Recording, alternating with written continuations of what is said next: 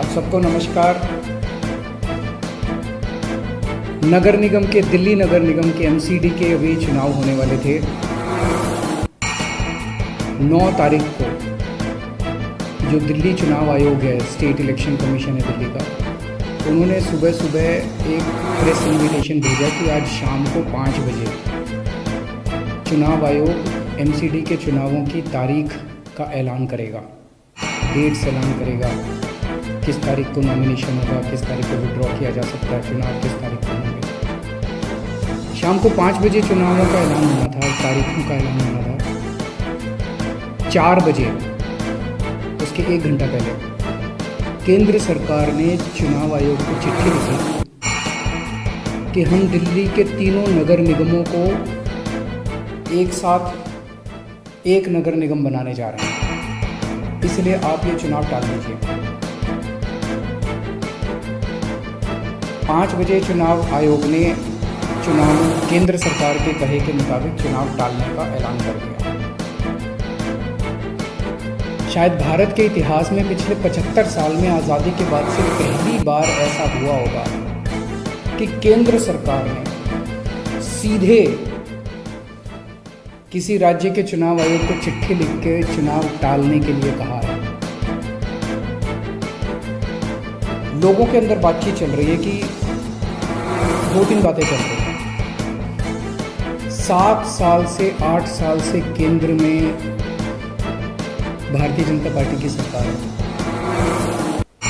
8 साल, अगर इनको तीनों एमसीडीज को एक साथ करना था, इकट्ठा करना था, 8 साल में इन्होंने क्यों नहीं किया?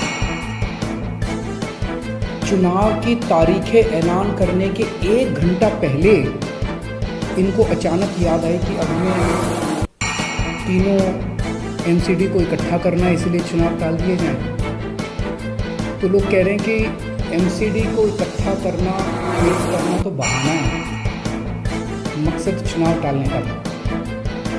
क्योंकि बीजेपी को लग रहा था कि दिल्ली में अब अगर चुनाव होंगे तो आम आदमी पार्टी की ज़बरदस्त लहर है, बीजेपी उस लहर में बह जाएगी और बीजेपी हार जाएगी, इसलिए चुनाव टालने की मंशा से ये किया। दूसरा ये भी लोग कह रहे हैं कि चुनावों का तीनों नगर निगम एक साथ करने से क्या लेना देना है। आज 3 नगर निगम हैं दिल्ली में, 272 वार्ड हैं, कुछ इसमें कुछ इसमें कुछ इसमें।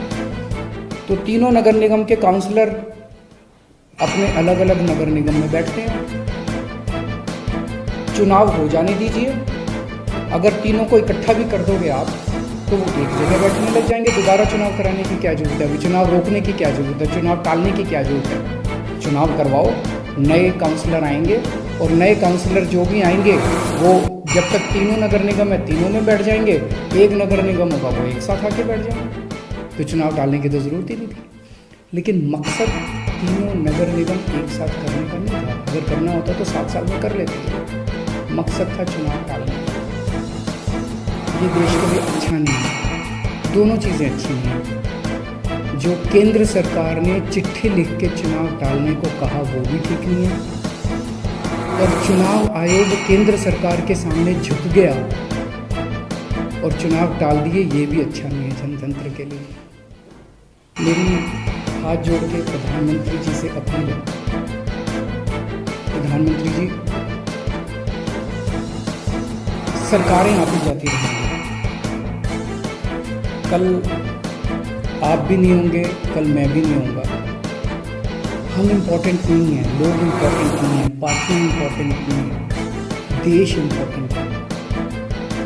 अगर हम चुनाव आयोग को दबाव डाल के चुनाव कैंसिल कराते हैं, इससे चुनाव आयोग कमज़ोर होता है, और चुनाव आयोग कमज़ोर होता है, चुनाव कैंसिल होते हैं, देश कमज़ोर होता है। हम सबको मिलकर देश की रक्षा करनी है। किसी भी हालत में हमें इंस्टीट्यूशंस को कमज़ोर नहीं होने देना। मेरी आपसे हाथ जोड़ के विनती है, चुनाव कैंसिल नहीं होते। अगर चुनाव कैंसिल होते हैं, ये जनतंत्र के लिए बहुत बड़ा खतरा है। आज ये कहा जा रहा है कि हम तीनों एमसीडी एक करना चाहते हैं, इसीलिए चुनाव टाल दीजिए। कल को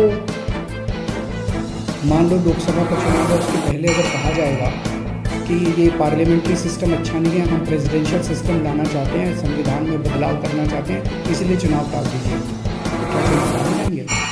मान लो कल को कोई स्टेट असेंबली का चुनाव है, ये कहा जाएगा कि हम 2 राज्यों को इकट्ठा करना चाहते हैं, इसीलिए चुनाव टाल दीजिए, तो क्या चुनाव टाल दिए जाएंगे? क्या जनतंत्र के अंदर चुनाव ऐसे टाले जा सकते हैं? बहुत बड़ा प्रश्न है।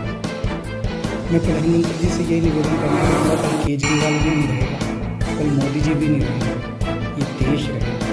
इस देश को अपने को कमज़ोर नहीं करना। मुझे नहीं पता कि राज्य के हमारे जो स्टेट इलेक्शन कमिश्नर हैं उन पे ऐसा क्या प्रेशर डाला गया, उनको क्या धमकी दी गई, इनकम टैक्स की, ईडी की, सीबीआई की कोई धमकी दी गई, या वो अभी अप्रैल में रिटायर हो रहे हैं तो उनको पोस्ट रिटायरमेंट कोई लालच दिया गया, मुझे नहीं पता क्या दिया गया, लेकिन वो तुरंत 1 घंटे के अंदर चुनाव टालने को तैयार हो।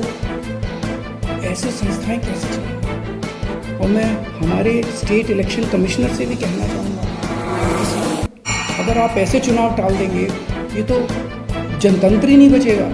हम लोगों ने आज़ादी किस लिए पाई थी? इस देश ने आज़ादी किस लिए पाई थी? जनता का राज है, जनतंत्र है इस देश के अंदर। आप ऐसे चुनाव टाल देंगे तो जनतंत्र ही नहीं बचेगा।